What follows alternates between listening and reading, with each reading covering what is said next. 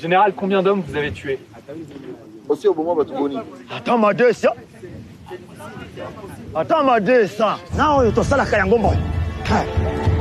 Ah, on a dit que ça y est, dit que c'est. Ah, je suis ma coupe. Ah, tiens.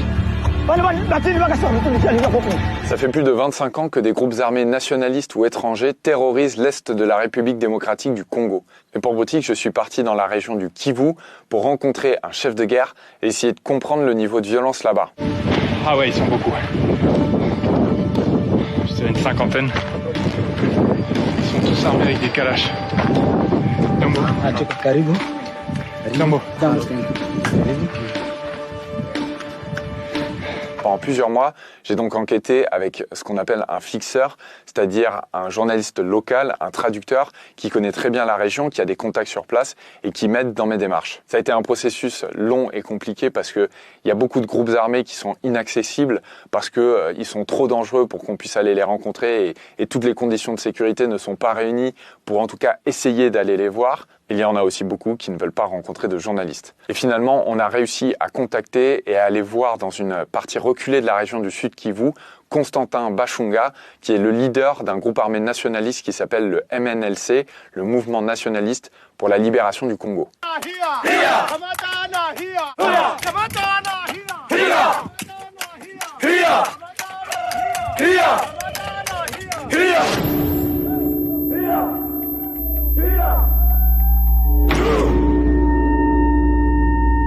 Évidemment, quand on part dans un endroit reculé comme ça, on prend un maximum de précautions possibles. Il y a beaucoup de gens qui sont au courant de l'endroit exact où je me trouve et je me donne un créneau horaire dans lequel je suis censé pouvoir filmer avec le chef du groupe armé, mais aussi partir. Et si je ne donne pas de nouvelles à la fin de ce créneau horaire, il y a des gens qui vont contacter les autorités congolaises pour leur dire qui je suis allé voir et à quel endroit je suis et que c'est pas normal qu'ils aient pas de nouvelles de moi.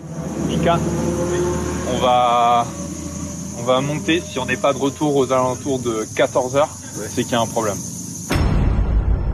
Ce qui est fou dans ce tournage, c'est qu'on a rejoint le groupe armé dans les montagnes, donc ce sont des éclaireurs qui sont venus nous chercher dans un premier temps. Et les premières personnes qui appartenaient au groupe rebelle que j'ai vu, c'était des enfants soldats. Ils avaient tous soit des machettes, soit des fusils d'assaut.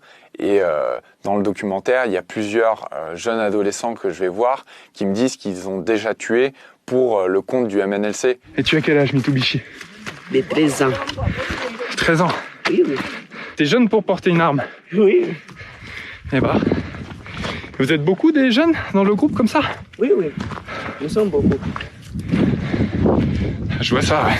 Et je m'y attendais pas du tout parce que aujourd'hui c'est connu que l'utilisation d'enfants soldats est considérée comme un crime de guerre. Et donc je pensais que s'il y avait des enfants soldats dans ce groupe armé, je pourrais pas les voir parce qu'ils les cacheraient.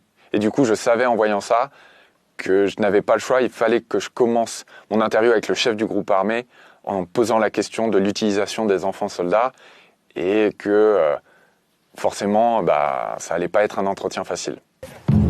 Général, vous savez que l'utilisation d'enfants soldats, c'est considéré comme un crime de guerre et il y a beaucoup de chefs de groupes armés qui sont aujourd'hui au tribunal pénal international pour cette raison.